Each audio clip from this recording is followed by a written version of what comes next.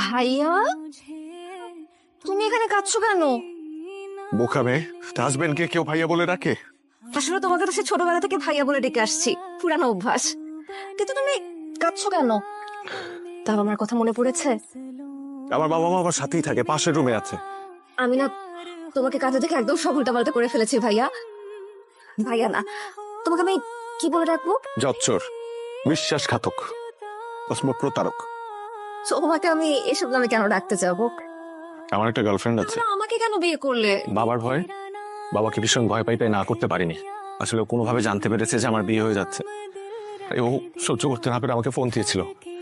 Phone দিয়ে অনেক কান্নাকাটি করলো, বললো ওর অনেক কষ্ট হচ্ছে। এটা শুনে আমার অনেক কষ্ট হওয়া শুরু হলো। তারপর আমরা প্যাচ আপ করে ফেলেছি সকালে, আর রাতেবেলা তোমাকে বিয়ে করে ফেললাম। এই হচ্ছে সারমর্ম। মনটা এখানে পড়ে থাকলেও দেহটা ওখানে আছে। হ্যাঁ, দেহটা ওখানে, ও দেহ তো এখানে আছে, মনটা ওখানে পড়ে আছে জেবিনের কাছে। তুমি আমার বউ হও বা যাই হও, আমি একটা কথা সোজা সাপটা তোমাকে বলে দেই, আমি জেবিনকে অনেক ভালোবাসি এবং ওকে ছাড়া আমি বাঁচবো না।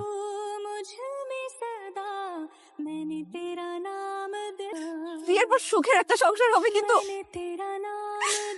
বাসর রাতে এত বড় একটা ধাক্কা খেলো। ও খালা, খালা আমি কি করবো, আমি কিচ্ছু বুঝতে পারছি না। দোষটা আমাদের, অনেক বড় ভুল হয়ে গেল রে। বিয়ের আগে এই ছেলেটা সম্পর্কে ভালো করে খোঁজ খবর নেওয়া দরকার ছিল আমার, ভুল হয়ে গেল। আমি কিন্তু খুব খুশি যেরকম লক্ষ্মী একটা মেয়ে আমার ঘরে বউ হয়ে আসছে। এই লক্ষ্মী মেয়েটা যদি আবার এই অকর্মা ছেলেটাকে ঠিক করতে পারে, অপদার্থ একটা। এটা তুমি কি বললা? জীবনের সবচেয়ে বড় সিদ্ধান্তটা কিন্তু তোমার মত অনুযায়ী নিয়েছে আমার ছেলে। তোর পছন্দ করা মেয়েকে তো সে বিয়ে করলো। ভাইয়া, নাস্তা খাওয়ার পর আমি কিন্তু চলে যাব। আপনাদের বৌমাকে তো আপনারা বুঝেই পেয়েছেন। সবকিছু চেয়েছে, তোমাকে কল দিলাম, সরি বললাম, তারপর আটকাতে পারলাম না। তুমি চুপ করে আছো কেন? আমি তোমার সামনে বসা, তুমি আমাকে ধরতেছো না। তুমি সবসময় আমার পাশে এসে বসতা, তুমি আমার সামনাসামনি বসে আছো। তুমি তো আগে তুমি নাই, তুমি তো চেঞ্জ হয়ে গেছো। গতকালকে রাতে তোমার বিয়ে হয়েছে, এর মধ্যে চেঞ্জ। দেখো জেবিন, জান, তুমি আমাকে জান বলে ডাকতা, এখন তুমি আমার নাম ধরে ডাকতেছো। বলছিলাম না চেঞ্জ হয়ে গেছো, দেখছো? জান দেখো, মনে প্রাণে আমি তোমার জান হলেও এখন তো আমি অন্য একজনের স্বামী। বাস্তবতা তো মেনে নিতে হবে। তুমি তো মেয়েকে টাচ করছো। কসম। ওই মেয়েকে দেখতে সুন্দর আছে, সুন্দর আছে। ও, তার মানে তুমি ইচ্ছা করে এই মেয়েকে বিয়ে করছো আমাকে ভুলেছে না। ওকে, আমিও দেখে নিব তুমি কিভাবে এই মেয়ের সাথে সংসার করো, আমি দেখে নিব। এত কিছু ঘটে গেছে, তুই আমাকে একটাবার জানাসনি কেন? আমি আসলে চাইনি এই ব্যাপারটা জানাজানি হোক। জানলে তো বাবা জায়দের উপর অনেক রাগারাগি করবে, যা তা বলবে। ফ্যামিলি সবাই জানতে পারলেও সবার কাছে জায়দ ছোট হয়ে যাবে। আমি যে তোর বিয়েতে থাকতে পারি নাই, এটা নিয়ে তুই মন খারাপ করিস না। দুবাই থেকে ফেরার সময় তোর জন্য আর তোর বউয়ের জন্য গিফট নিয়ে আসছি। হ্যাঁ, আমার জীবন এখানে তেনা তেনা হয়ে যাচ্ছে আর তুমি আসো গিফট নিয়ে। কেন? দাম্পত্য জীবনে তুই হ্যাপি না? আমার যে মেয়ের সাথে প্রেম ছিল তার সাথে তো আমার বিয়ে হয় নাই। যে মেয়ের সাথে ব্রেকআপ হয়েছে ওর কথা মনে রেখে কোনো লাভ আছে? তার চেয়ে বরং প্রেজেন্টে ফোকাস কর, বউ নিয়ে থাক। কিভাবে ফোকাস করব?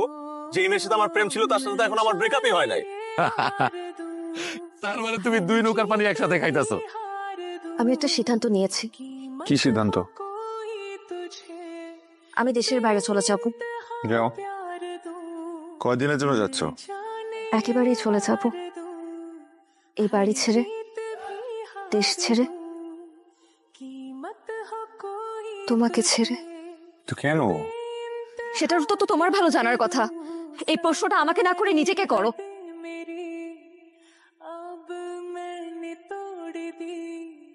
হ্যালো, তুই আমার ফোন ধরতেছিলি না কেন? তোর আমি সারা রাত ফোন দিচ্ছি। আমি ঘুমাইছিলাম। তুই কেন ঘুমাবি? তোর না সারা রাত আমার বাস নিচে দাঁড়ায় থাকার কথা। ও বুঝছি, এখন বউ পেয়ে তোর শুধু ঘুমাইতে ইচ্ছা করে না। তুই আমার সাথে গেম খেলছিস। আমার বুঝতে দেরি হয়েছে, কিন্তু এখন আমি সব বুঝে গেছি। বল। ও তো চলে যাচ্ছে, তুমি হুট করে পড়াশোনার কথা বলে চলে যাচ্ছ, আমাদের জানানোর প্রয়োজন বোধ করলে না তুমি? যে ছেলে নতুন বউ ফেলে রাতের পর রাত দিনের পর দিন বাইরে থাকে, বউয়ের কোনো খোঁজ খবর নেয় না, আমার ছেলে তো এরকম লক্ষ্যে বউ ডিজার্ভ করে না। কোথায় যাচ্ছ তুমি? তুমি জানো না আমি কোথায় যাচ্ছি? তুমি চলো, তোমার সাথে আমার কথা আছে।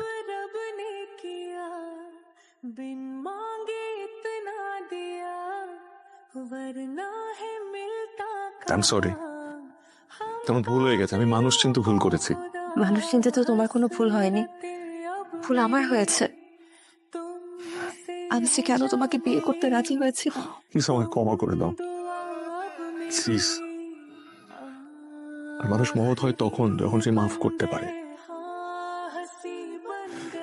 তুমি তো আমার বউ, তুমি আমাকে তো মাফ করে দাও না প্লিজ। আমি এখন বুঝতে পারছি যে আল্লাহ তাআলা বিয়ে কেন নিজের হাতে লিখেছেন। আল্লাহর কাছে শুকরিয়া যে তোমার মতো একজন জীবন সঙ্গী আমি পেয়েছি। বুঝতে পারছেন যে অল্প দিনে তুমি আমাকে এত ভালোবেসে ফেলেছো। অল্প দিনে? আমি তো তোমাকে সেই স্কুল লাইফ থেকে পছন্দ করি।